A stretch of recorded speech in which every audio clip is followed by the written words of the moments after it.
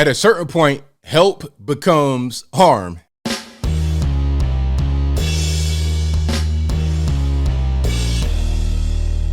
How's everybody doing? My name is Anthony Brian Logan, and today we got to talk about this very interesting video I came across on the internet featuring this homeless man talking about why there's so much homelessness in a place like Washington, D.C. Not too far from the steps of the White House, not too far from the Capitol, Supreme Court, all that good stuff. You have a very serious issue with homelessness, and it's rising. Now, what's the reason why it's going on? Is it because of the economy, inflation? That could help, but there's other reasons why the homelessness is not improving. They want to try to do things to help, but what they're doing, meaning some of these non-governmental organizations, also known as NGOs, and even the government itself, what they're doing to quote unquote help the problem is actually worsening the problem. Now, before I go too far into my particular opinion about this, let's roll this clip, watch it together, and I'll link to it in the box if you want to see it without my commentary. But this video shows why helping the homeless can be very harmful, and it just makes the issue worse. So let's go ahead and check it out here. This is a very articulate person, by the way. I wonder why they're homeless. I'm not really sure. Not the person right here carrying the mice, but the other guy you're going to see in a minute.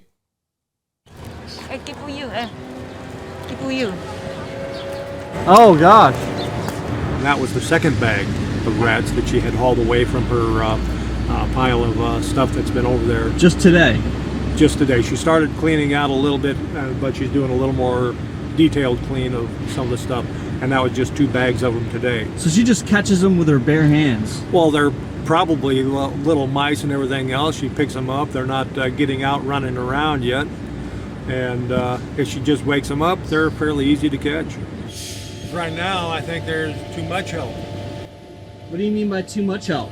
You will realize what I mean by too much help, or at least too much of the wrong kind of help.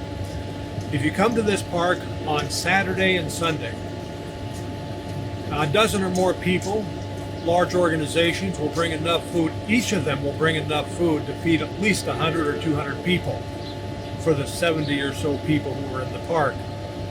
And when you realize that each one of these nearly dozen or so organizations are doing the same thing, a lot of the resources are being wasted. Exactly. When you're handing out so much food and making it comfortable and everybody's able to have what they need to sustain themselves, then there's no motivation to get off the street. This is what I talk about when people say something like UBI, Universal Basic Income. Okay, let's give everybody $1,000 a month to supplement their income.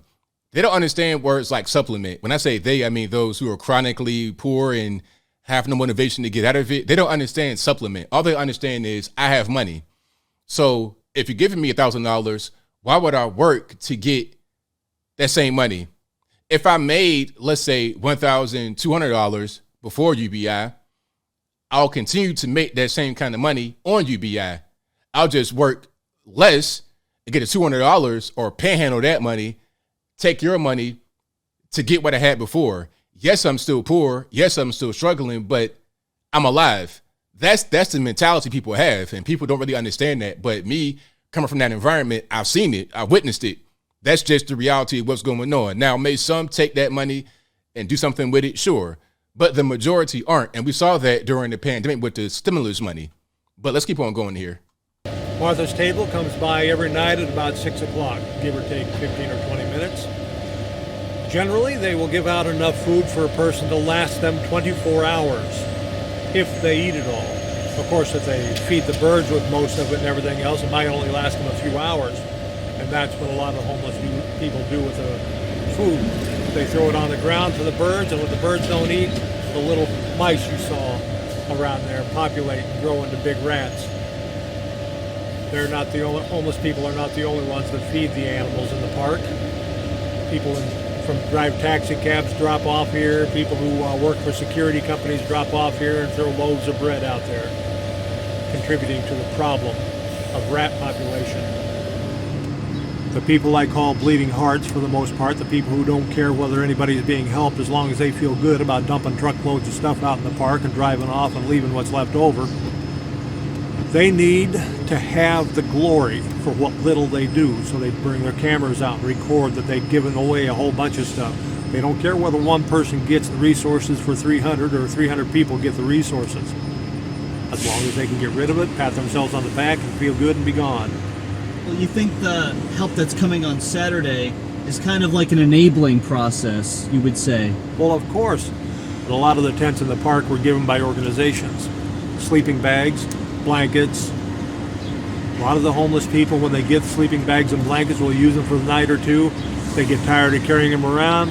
They stash them off in some place where they either get stolen or thrown away because whoever's cleaning the park will throw them away.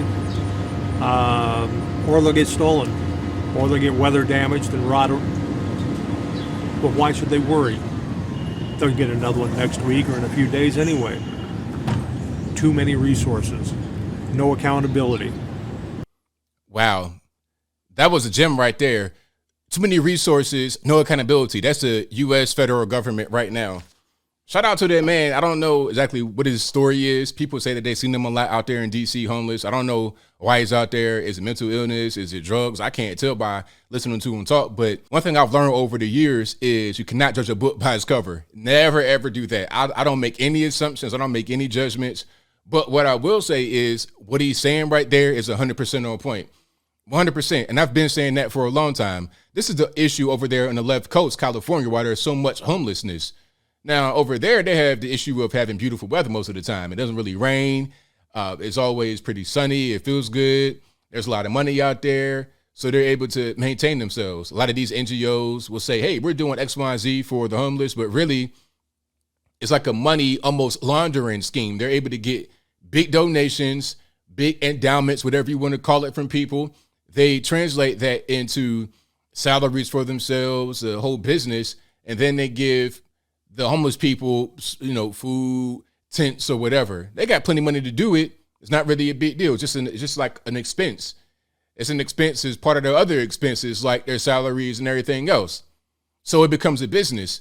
And these organizations probably don't want the homeless issue to cease or to die down. And they're getting even crazier with it when they try to lobby hotels. It's happening right now in California, probably like LA. They're lobbying hotels to issue out their vacant rooms to homeless people, which is crazy because you want there to be a barrier to entry. If I'm going to, especially a nice hotel, I don't want to be right next door to a meth addict. If I wanted to do that, I just live right there on Skid Row. I go to the Motel 6. I go to the meth motel or whatever it is. I'm not saying Motel 6 is a meth hotel. I'm just saying for legal reasons. But I would go straight to the spot where I know they cook meth at and live right there or stay right there if I wanted to live or stay right next to a homeless person that could potentially be a meth addict. It is what it is. It's not even about being discriminatory against people that are homeless, because I understand sometimes people go through things, but we all know how the streets are, or some of you guys know how the streets are. And if I have enough money, I don't want to be right in the mix of the streets. I want to get out the streets, which should be everyone's objective. If you were one time homeless, you don't want to go back there. You want to stay away from that. That's just the reality. And a lot of these NGOs, they don't really care too much about societal impact of what they're doing. They care about making that money. And it's really a shame what you see out here in the streets. These NGOs and even the government itself, they enable the homelessness. They perpetuate the homelessness, all to get money, all to get, political power and favoritism and pats on the back and votes and everything else. But as I close, I want to say this. Shout out to that man for saying what needed to be said. He's out there in the mix. He's a homeless person. He sees what goes on. He has enough sense, enough intelligence to be able to realize that all this help, all these resources are harmful. They're harmful. I think probably one of the best ways to encourage someone to get off the street and do something with themselves is to not make it so comfortable for them to be there. Because if they're comfortable, then what's the motive? What's the incentive to ever leave? But I think I'll leave that right there for now. And what said you? How do you feel about what the man said right there on the issue of homelessness in D.C., but also how that applies to the entire nation? Whatever your thoughts are, let me know in the comments below. You guys know where I'm at. What he said was 100% correct. If you enable an issue, it doesn't matter what it is. It could be homelessness. It could be drug addiction. It could be whatever. If you enable it, you're not helping the person to get beyond it. You're just not helping at all. People on the outside, some normies may think you're doing a good thing, you're doing the positive deed. But if at the end of all of it, the person is still right there homeless, then what have you accomplished? The objective should be for them to get out of homelessness, not to be comfortable in their situation. But whatever your thoughts are, please let me know in the comments below. And that's all I got to say for this video. If you like what you heard, please comment, rate, share, and subscribe. Peace.